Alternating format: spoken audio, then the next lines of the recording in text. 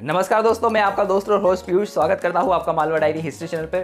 दोस्तों, आप सभी हिस्ट्री एंथुसियास्ट के लिए एक बहुत अच्छी खुशखबरी मैं लेके आया हूँ। दोस्तों, यह खुशखबरी आज मुझे YouTube पे ब्राउज करते समय मिली, जब मुझे एक सनसेट टीवी का जो वीडियो था उसका सजेशन मुझे आया। दोस्तों, यह सजेशन था लोकसभा टीवी की एक बहुत ही अच्छी सीरीज जो कि इतिहास के ऊपर बनी थी, जिसे सन 2019 में रिलीज किया गया था। इस सीरीज का नाम था सुराज्य संहिता। सुराज्य संहिता, जी हाँ दोस्तों, कुल 13 एपिसोड इसके YouTube पे अपलोड किए गए हैं।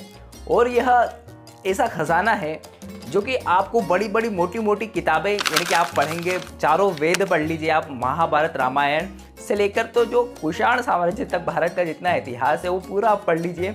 उसका पूरा सार इन लोगों ने इन 13 एपिसोड में उड़ेल दिया है। आप दोस्तों इस वेब सीरीज को ज़रूर देखिए, जो कि YouTube पे फ्री में अवेलेबल है। इतिहास का इतना कीमती खजाना आप लोगों के लिए फ्री में अवेलेबल कर दिया है सनसेट टीवी ने। इसके लिए हम उनका तहे दिल से शुक्रिया करते हैं।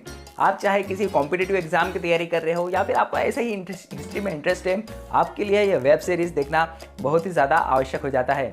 तो दोस्तों, मैंने अभी इसका एक ही एपिसोड देखा है, परंतु जो पूरे 13 एपिसोड है उनकी थोड़ी थोड़ी झलक मैंने देख ली है। दोस्तों, इसका जो पहला एपिसोड है वह है पूरा वैदिक काल के ऊपर, जिसमें बताया गया है कि किस तरह से एक वीरांगना लड़की होती है जो कि अपने गोधन की रक्षा के लिए, जो कि अपने जो गायें होती है उसको गोत्र कहते हैं।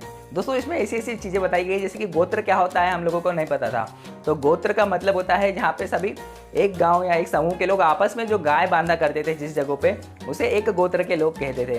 तो दोस्तों, इस तरह से अपने जो भारत का इतिहास, जो संस्कृति है, इसकी इतनी गहरी इंसाइट जानकारी दी है इस सीरीज़ में कि आप देखेंगे तो इसका हर एक वीडियो में, हर एक मिनट में आपको नई नई जानकारियाँ भारत के इतिहास की मिलती जाएगी।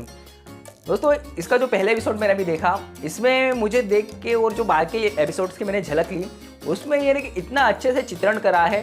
दोस्तों, इसमें जो सिनौली में खुदाई के दौरान अभी हमें जो अवशेष प्राप्त हुए थे, जिसमें एक वॉरियर महिला का था और एक वॉरियर राजा का जो समाधि या ग्रेव हमें प्राप्त हुई थी, बिल्कुल उसके जैसा इसमें चित्रण करा है कि किस तरह से वो वीरांगना का पैर कटा हुआ था। और ये बिल्कुल वैदिक कहानियाँ हैं। वैदिक टेक्स्ट में जो लिखा हुआ था उसको उन्होंने जो अभी के इतिहास से हमें जो प्रमाण मिले हैं, यानी कि अभी की जो खुदाई के दौरान इतिहास के जो प्रमाण हमें मिले हैं, उससे जोड़ के बताया है दोस्तों। और इसके लिए आप एक और सरप्राइज है कि इस एपिसोड में आपको विजयनगर साम्राज्य की भी जानकारी मिलेगी। अब उसको उन्होंने इतनी अच्छे से जोड़ा है कि वैदिक काल एक तरफ और एक तरफ विजयनगर साम्राज्य। अब वो आप देखने भी पता चलेगा कि इन्होंने किस तरह से जोड़ा है। इस तरह से हर एक नए एपिसोड में इन्होंने बहुत अच्छी तरह से भारत के 2 काल खंडों को जोड़ा है। दोस्तों, आप देखिएगा तभी आपको समझ में आएगा।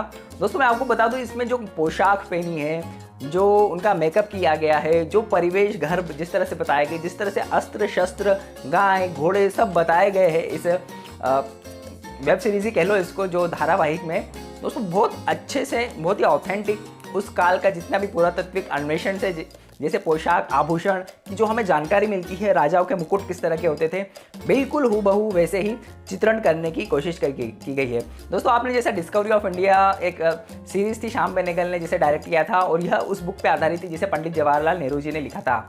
परंतु दोस्तों, कई लोग इस बुक के क्रिटिक भी हैं, क्योंकि इसमें इतिहास का वो पक्ष दिखाया गया था जिसे ब्रिटिश इतिहासकारों ने लिखा था। यह है कि एक नेहरू जी भी जो थे, इनकी पूरी शिक्षा दीक्षा जो हुई थी फॉरेन में हुई थी, लंदन में हुई थी। तो नेहरू जी ने जो भारत का इतिहास लिखा या जिस नज़रिए से देखा, तो उन्होंने इसे अंग्रेजों के चश्मे से देखा, कुछ हद तक, पूरा नहीं, कुछ हद तक। तो इसमें कुछ पाश्चात्य जो उनके पूर्वाग्रह थे वो हमें देखने को मिलते हैं। तो कई लोगों को डिस्कवरी ऑफ इंडिया में खामियां दिखती थी, परंतु ये दोस्तों बिल्कुल इंडिक पॉइंट ऑफ व्यू से बनाई गई है। और इसके लिए हम हमारी लोकसभा अध्यक्ष उस समय की सुमित्रा महाजन जी का बहुत बहुत धन्यवाद करते हैं, जो कि इंदौर की सांसद भी काफ़ी लंबे अरसे तक एक रिकॉर्ड है भारत में तक रह चुकी है। तो सुमित्रा ताई का हम बहुत धन्यवाद करते हैं कि उनके ही भागीरथी प्रयासों के कारण हमें इतनी अच्छी वेब सीरीज़ देखने को मिली।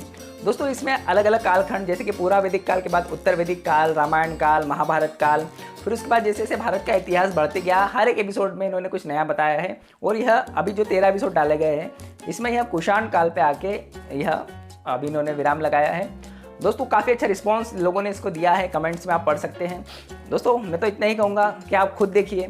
और पर इसे देखने के पहले मैं आपको यह बता दूं कि दोस्तों, ये भारत का इतिहास है। इसे आप ये मत देखिए कि उस समय सामाजिक व्यवस्था में ये बुराइयाँ थी या ये अच्छाइयाँ थी, ना तो आप इसकी तारीफ कीजिए ना आप इसकी बुराई कीजिए। बस ये जानिए कि हमारा इतिहास कैसा था, लोग अरे हमारे ही तो पूर्वज थे ये।